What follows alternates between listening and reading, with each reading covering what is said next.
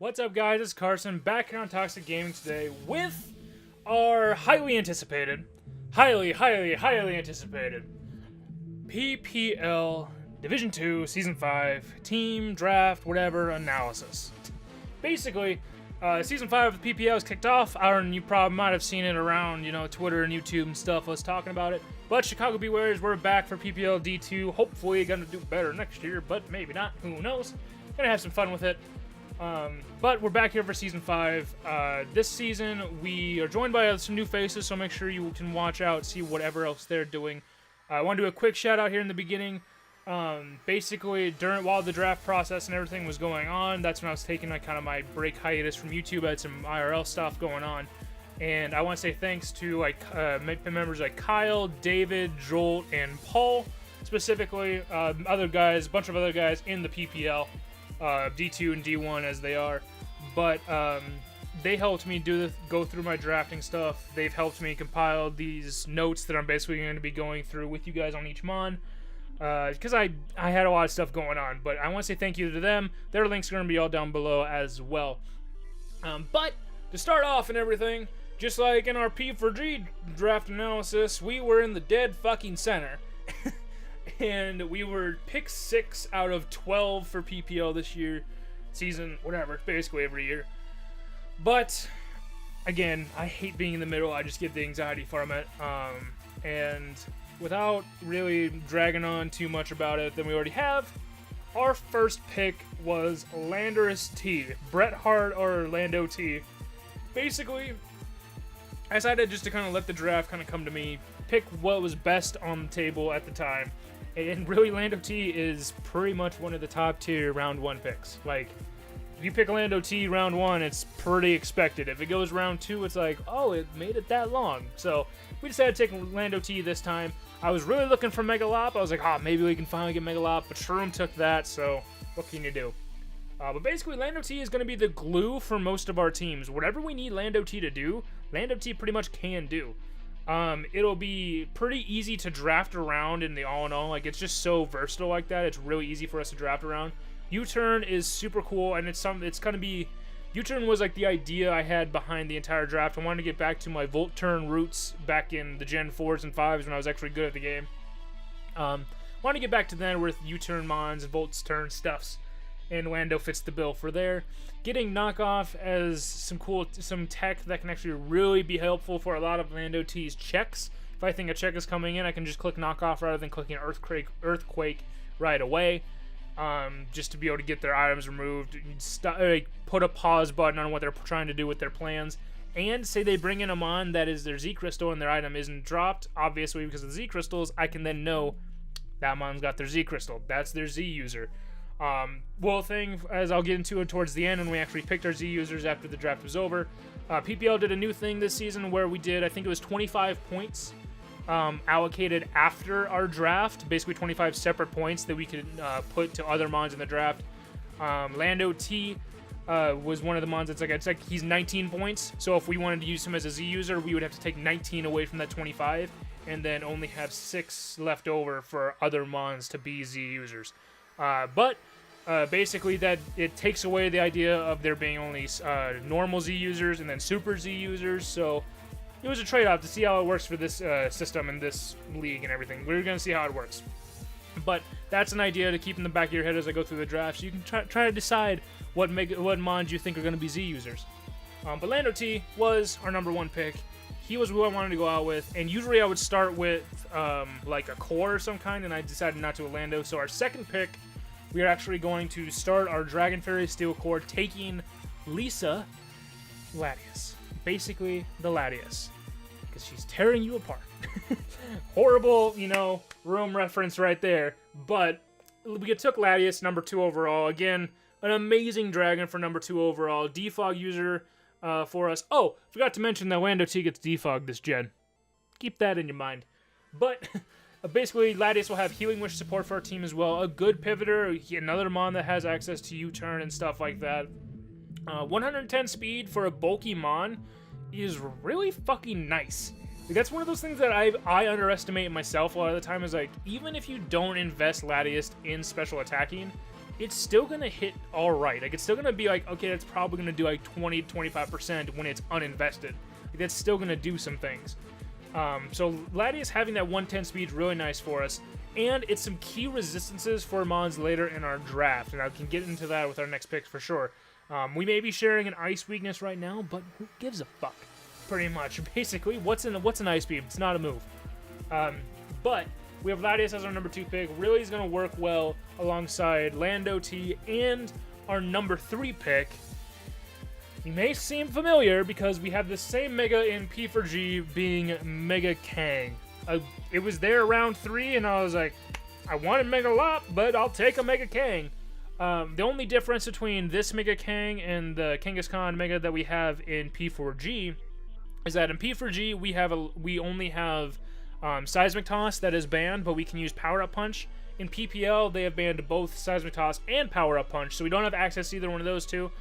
Perfectly understandable, but still, it's a Mega Kang that's still going to do really well for us. I'll kind of reiterate what I said in the P4G draft analysis. Its breaking potential is so incredibly nice. Mega Kang breaking alongside Lando T is going to be super nice for us. Lando T can get rid of 90% of the steel types we're going to be seeing, so that Mega Kang has basically free roam. Mega Kang is also bulky. Like, I underestimated its bulk, and I drafted the motherfucker, so we're going to see how bulky Mega Kang truly can be. It has Fake Out as an amazing main form of priority for us. Ghost Immune, which is really nice to help out Latias. And when I said Latias was going to help Mega Kang, we have a Fighting Resist with Latias as well for Mega Kang, which will be really nice. Lando T is another Fighting Resist that can come in and intimidate fighting users. So, like, those 3 working together is going to be super interesting for our team. And basically, people are going to have to try to beat out those 3 to really have a shot at beating our team. Moving to our number 4 pick, this was a mon I wanted to draft. And when I went into PPL, I was like, okay, I really don't care what else I get, but I want this mon. And if I would have looked a little closer at the sheet, I wouldn't have taken it at this time. I would have taken a different water type, but we went with Rotom Wash.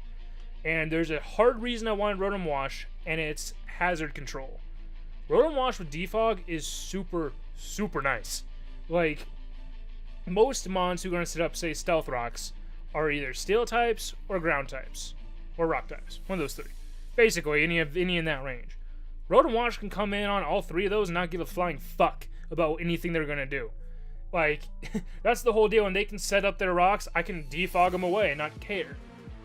Volt Turn is going to be really nice here with Rotom again. If you're noticing, we have 2 mons with U-Turn already, 1 mon with Volt Switch. I love to have that pivot and have that ability to be able to switch around with our team and get the right mons in at the right time. He's a great status abuser, able to toss Toxic, Willow, or Thunder Wave, or hell, a combination of all 3 whenever we need to. Or all 2, whatever. See what I mean? But Rotom Wash also gets really nice stab in Hydro Pump. Another thing that will be able to abuse most Stealth Rockers is just like, I can hit you with you can either set up your rocks. When I come in, you can set up your rocks. I can defog away. I basically get a free defog because most of them are going to be afraid of the Hydro Pump incoming. And that's what I really wanted Rotom Wash to do. I drafted him, like, I think it was my first season of PIC way the fuck back, like 2-3 years ago. And I loved him then. I still love him now. I love that he gets defog now. Added a little bit of a buff to him. And he actually, Rotom Wash having defog and actually being okay with carrying defog a lot more in that 4th slot, it frees up Laddie and Lando to be able to not have to hold defog. Latias was one of the ones that was like, it most likely is their defogger in most teams in Sun and Moon. Lando didn't even have it then, and now that they both have it, but I also get Rotom Wash that has it, I can do other things with Latias and Lando T that will free them up when Rotom can be the one who carries defog for our team. That would be so interesting for us. Next up, to put the second notch in both our Fairy Dragon Steel and Fire Water Grass. I don't know why I fucked it up that bad, but to put the second notch in both of those cores, another returner from our P4G team is Ferrothorn. Spike Dudley is back here as well. Again, reiterating a little bit from P4G, being Ferrothorn is hazards. Like, Lando is a good Stealth Rock user. Ferrothorn allows us to free Lando up from that as well. Like, we're freeing Lando to basically do whatever it needs to, and with Ferrothorn and Rotom being on our draft. If we need a defogger, we can go Rotom first. If we need hazards, we can go Ferro, and then Lando can do whatever the fuck else he wants. Ferrothorn's biggest thing is Spike setup as well to help Lando, Mega King, and Latias all break through things. Spikes is going to be something that I really want to use a lot of just to, like... Basically, I want to see how really good people are so praising it for. I want to see for myself, and that's one way to do it. It's just extremely, I feel like, good core with Rotom Wash, being that the only real thing I could see that would make that core better is if either one of them or both got Regenerator. If either one of them or both got Regenerator, that would be it. That would be the core that I could see used everywhere for a defensive core. Then basically, Leech Seed, T-Wave, other things that Ferrothorn likes to do, nice surprise Gyro Balls here and there, and random explosion. Basically, that's what Ferrothorn is going to be for us. Next up for our draft, I knew I wanted a strong Dark type. I didn't know which one I wanted until we saw Drapion on the board, and then everything seemed to click. Being a strong Dark type with knockoff for us is super good for us. Being able to knock off items and actually do some pretty good fucking damage. Being a grounded poison, that's something that's going to actually help our team immensely. Basically, what that means, what I mean the most with that, because, like, yeah, you might say, oh, hey, you have a Levitator and two Levitators and a Mon in the air. Why do you care about T-Spikes? Because of fucking Mega Kang. Like, that's one of the big ways to actually drop Mega Kang, is getting it toxic, getting it poisoned, and Drapion can just suck those spikes up. I don't know where it takes them, but he can suck them up and not care, and we can set up T-Spikes of our own, which will then allow Mega Kang, Lando, and Latias to truly go at it. Latias also will be able to hopefully be able to take out our opponent's grounded poison, so that then our T-Spikes can just stay on the field. That's another thing that Latias can help out Drapion for. The other thing I feel like Drapion's kind of not used much for, but is really not horrible at it, is a Life Orb, like Banded, SD, Double Dance, all those like type of setup sets, or just offensive Drapion in general. I see people not really thinking a whole lot about doing more like Taunt, stuff like that. And I'm interested. I'm interested in Drapion. What can you do? I'm ready to go with Drapion. I think we had it back with Major PL like a season or two ago, and we did like acupressure or some bullshit, which was fun. So that may come along. But I think it's like a pace of like, what, 95 speed as well? Like, that's still pretty fucking good speed for us. But yeah, Drapion was the strong Dark type that we needed, is what we wanted. Our next pick is, I wanted a Fire type. Really didn't know what to do, but I got a Fire type, and I actually also got a Spin Blocker. With how much hazards I was setting up with Ferrothorn, how much I wanted Spikes to be a pressuring on our opponent's team, I wanted the Spin Blocker, and I went with Chandelure. Chandelure is a mon that I'm not too hot on. Like, I'm not a mon that's like, or I'm not a person that's like, I look at Chandelure for, you know, wall breaking potential or anything like that. But the thing that sold me on Chandelure was that it's Flash Fire to protect Ferrothorn. Basically, the Fire Water Grass core of Ferrothorn, Rotom Wash, Chandelure, I feel like they'll be able to help each other more than it looks like on paper. Because like Chandelure being able to just absorb the Flash Fires, but then also able to deal out Willow, means like I could have Ferrothorn with T-Wave, Rotom with Toxic, and Chandelure with Willow, and have all three available options for statuses against my opponents. One thing that I was told about with Chandelure, and it's base like what, 145 or something special attack, and base 80 speed, is its wall breaking potential. And its dual stab and coverage is going to be so nice for us. So I was like, you know what? I'll buy into it. I'll see what happens. See how we can go with it. And if Chandelure can break some walls down to allow Mega Kang and Laddie to do some things and allow Lando to do some things, I'm all for it. I'll be with it. Chandelure is also another fighting immunity, or a fighting immunity for Mega Kang to protect that on fighting moves. And I can come in, fighting move. I can get Psychic. That will scare most of them out. And a cool thing would be I could go with Trick Room Chandelure against a team that an opposing team that has a lot of faster mons that would want to take out Chandelure. I can set up that Trick Room, and then all of a sudden you got a Chandelure and Trick Room. It's only base 80. It's not the slowest mon in the world, but if it's slower than you, it'll hit you like a motherfucking truck.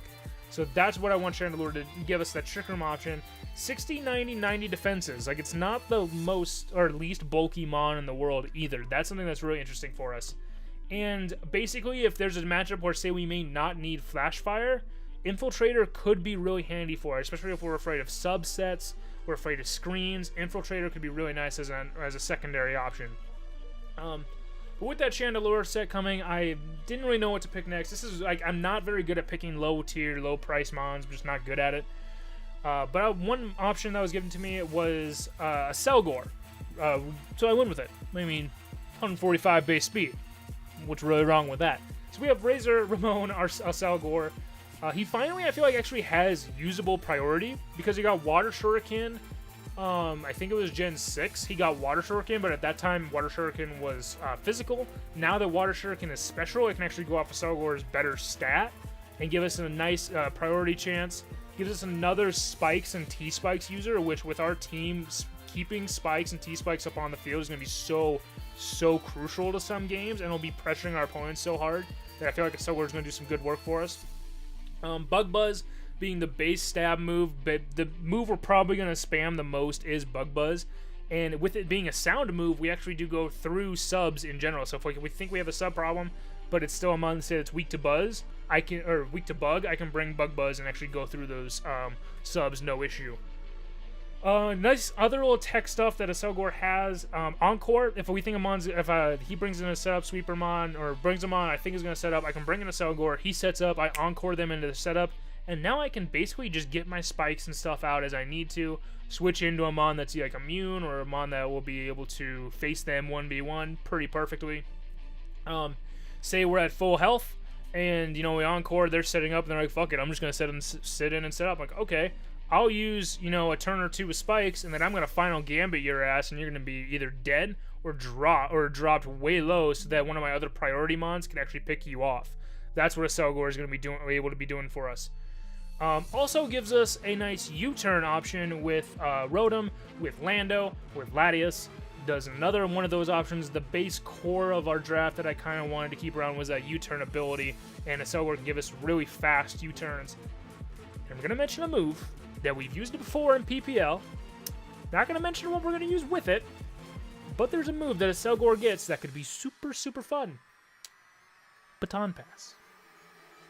Sit on that one. Next up we have Diancie. We needed a fairy type by this point, and there wasn't many, we didn't have many points at this point. We kind of bulk spended with Lando, Latias, Mega Kang, Rotom, Ferrothorn. Like, we kind of really bulk spended on the top end. So we needed a cheap fairy type. Another Stealth Rocker would be really, really nice, and that's what we got with Diancie. A Flying Resist, which is a huge thing that I didn't really realize at the time of drafting, but like Ferrothorn isn't a Flying Resist. He would have been one that could for us, but he's not Flying Resist. We have Rotom, that is technically our other Flying Resist, or only Flying Resist besides Diancie. So that's a thing. We can help against a little bit of bird spam if that's what we're gonna face. Another Heal Bell, or a Heal Bell support, and then also a Trick Room supporter as well. And Diancie inside Trick Room, I think it's got 100 or 105, something like that, attacks. Well, yeah, 100 attack and special attack, and if you get that inside a Trick Room, that's not bad. Like 50, 150, 150 with bulk, and with 100 on each attacking stat inside a Trick Room. I'll take that with the Diancie. We still get access to Diamond Storm. I feel like that's something that some people maybe think, like, regular Diancie doesn't get Diamond Storm, and I thought that for a while. It just was like, does it really? And I looked up and was like, fuck, we get Diamond Storm. But, alright, we got that for Diancie. So we have a good rock move, a nice offensive move for Diancie to have just to carry if we need it. I'm not too sure when we're going to be bringing Diancie to other things, but it's there. We have our fairy type. We completed that core as well. That's what we were looking for. And then with our last two picks, we had 5 points. I could have just gone a 5-point mon that could have been, you know, a solid quote-unquote mon. But I kind of wanted to fill out our roster, and I knew what one mon that I wanted for a Z user already. And if I basically took two lower tier mons rather than just one mon, I could actually then have 2 other Z users instead of just one. So, that being said, our second to last pick is Lot Bunny. I said I wanted to take Mega Lob. We ended up taking regular Lob. And really, regular Lot Bunny is kind of here as a Z user for us. Z Splash is one of the more, you could say, not broken Z moves, but it's one of the more abusable Z moves. And with Lot Bunny being able to baton pass is super, super interesting. Base 105 speed for us as well. If we want a fast normal attacker, we have a Lot Bunny. It's a cheap Z-Mon for us, 3 points.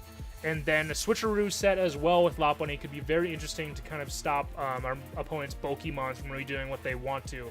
I could have like a Flame Orb on Lot Bunny with Facade, switcheroo it, and all of a sudden now I have a Facading Lot Bunny, you have a burned mon. What are you going to do? Especially if I can get leftovers back and basically just counteract the burn, that'd be perfect. But that's what we went with Lot Bunny. And then for our last mon... Oh, hi, Mark. Wish Cash is a mon that...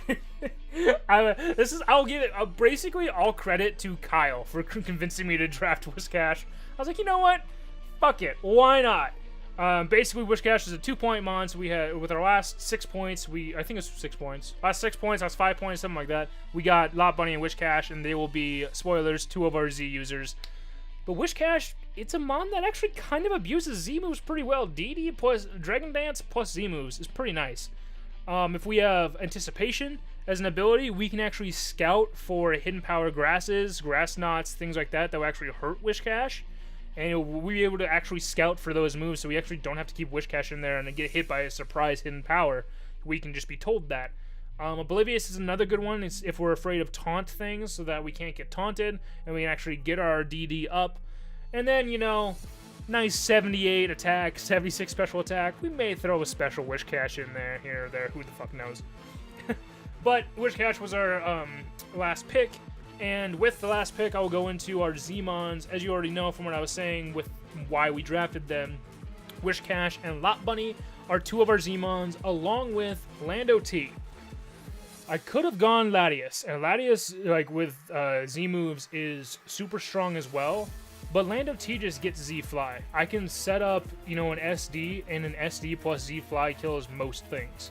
Like SD with Z Fly, Earthquake does most things. If I go double dance with Fly and Earthquake, that kills most things.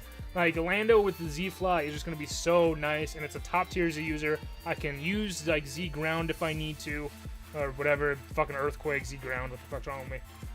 But it was because I was spending 19 points out of the 25 on Lando to be a Z user, I had to have my bottom tier, quote-unquote, mons be the other Z users. And rather than just going with one alright mon with Z moves, I went with 2 probably worse mons, but a lot more tech-heavy mons with Z users in Lot Bunny and Wish Cash.